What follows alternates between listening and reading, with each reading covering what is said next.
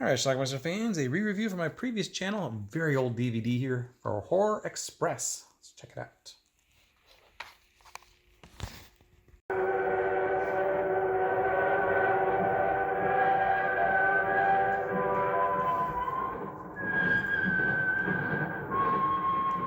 By the undersigned, Alexander Saxton, is a true and faithful account. That voice you heard was obviously Christopher Lee, and there he is.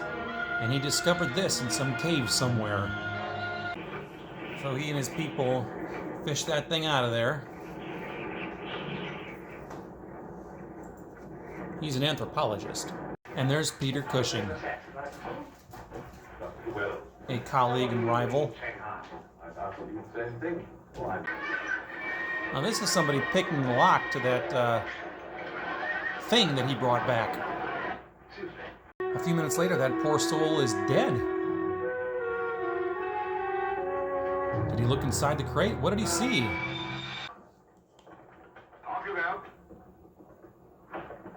Body away, crate onto the train. Who's that weird guy?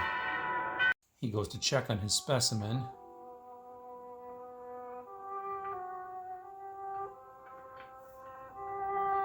Peter Cushing was going to pay this guy to bore a hole inside of the thing so he could take a peek as well. Apparently that happened. We're going to learn really quick. Do not look into its eyes. There, I told you, a fossil, part ape, part man. It lived 2 million years ago. Are you telling me that an ape that lived 2 million years ago got out of that crate, killed an average man and put him in there, then locked everything up neat and tidy, and got away? Yes, I am. Well, now this creature's loose on the train.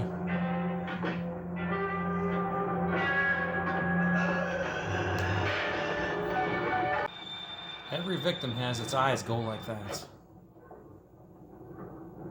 Very curious. Are engraved on the normal brain, leaving a wrinkled surface.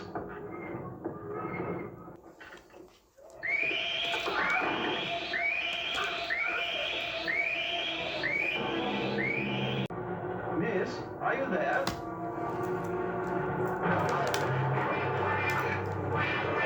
What happened to the girl? The spy? He's dead. The fossil, or whatever it was, killed her.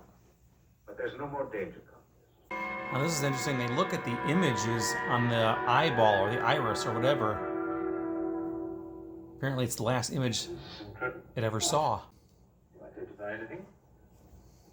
The Brontosaurus! The pterodactyl! There's no more danger. All finished. And what about your science? The evolution you were talking about. Eventually the creature, whatever it is finally able to find like a new host. It goes from body to body. You can only see it when it's dark out and its eyes are open. The train wires ahead to call the authorities, and guess who? It's Kojak himself. Heaven's sake, words, Your Honor, but in code. It's like another language. If you mean, can man get beyond the gravitational field of the Earth into space? Not yet, but any day now. The atmosphere of the Earth was new to it, different. But it learned how to survive. How?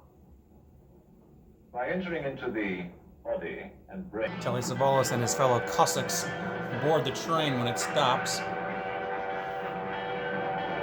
Excellency, I am a police inspector. Everybody's under arrest!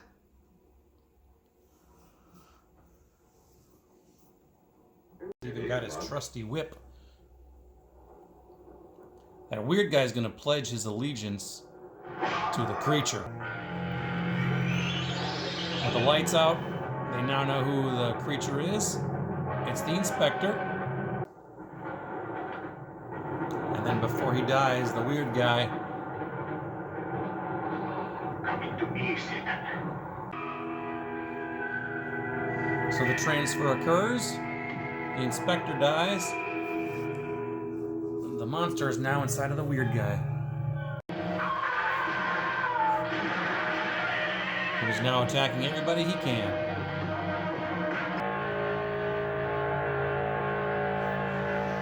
Looks like it got to Telly Savalas also. Who are you? In words is difficult. I am a form of energy occupying the shell. So now all the victims have turned into zombie-like creatures. And they're able to separate from the rest of the train. And they wire ahead saying, send the other train off the cliff. So they decide to do it. Our bad guys go off the cliff. All right, let's talk about this movie called Horror Express. Now, this is a movie I've had in my collection a very long time. I rented this and copied this from a video store. It was actually a grocery store, Red Owl in Two Rivers, Wisconsin, probably in 1986 or 1987. I didn't watch it at the time, I don't think. I ended up seeing it like in the 90s, maybe in the 2000s as well. I've seen it a couple times since then. I reviewed this on my previous channel maybe 5 years ago or so also. It stars Peter Cushing and Christopher Lee, who were friends in real life. In this movie, they play colleagues, somewhat rivals. Christopher Lee finds this specimen, some sort of ape-man, abominable snowman type thing, I don't know, in Manchuria in some sort of snow cave or something. He brings it back, and everybody seems to want to take a look at this thing. But if you look at it, it like comes to life, its eyes glow, and then you end up dying. It ultimately, we learn that what this creature is doing, it sucks out the life, or like your brain, it sucks out everything and kills you. Although some people are brought back to life. But anyway, it's loaded onto a train. This takes place in 1906, by the way. And then the creature comes to life again, and once it thaws out, and basically starts killing everybody. We find out that it's an entity from outer space. It came here a long time ago, like crashed or something, and it wants to find a way home. They find some of the victims, and they look at the eyeballs of this thing, and apparently the imprint of whatever it saw last in its life is what's there. So they see one, Christopher Lee, who had killed one of them, and then they see like images of some dinosaurs. Apparently this thing's been around a long time. Anyway, a bunch of people die on the train. We eventually figure out that this creature can move from body to body. It's an original creature, but then when you kill the creature, its, I don't know, essence comes out, a humanoid, so whatever organism is in there can come out and enter somebody else and basically possess them, and you don't know who they are unless the lights go up, because then their eyes glow red, and then you can see them. At one point, they wire ahead to the police, the Cossacks, as they're called, led by Telly Savalas. He's like a Russian prince or cop, I don't know what he is, but he and all of his guys with guns come onto the train at a stop, and they start to arrest everybody, but then the creature gets loose and kills everybody. Ultimately, we're left with a few survivors. They run to the back of the train and basically disconnect from the rest of the train. They wired ahead to this depot saying, hey, as soon as the train arrives, send it off a cliff, because they can turn it and send it off a cliff. The guys who answer this thing think there's a war going on, so they do that. And all the bad guys, the creature and everything go over this big, steep, snowy cliff. And our survivors stay on the last train car that stops just short of falling over the cliff itself. So anyway, that is Horror Express. Is it a good movie? You know, it actually is kind of pretty decent. Came out in 1972, I think. If I'm not mistaken, Arrow put a brand new Blu-ray of this out, like in the last year maybe. I think it was Arrow, which I'm guessing looks fantastic. Now, this movie's been in the public domain forever, so I have it on multiple compilations. This is actually an individual DVD.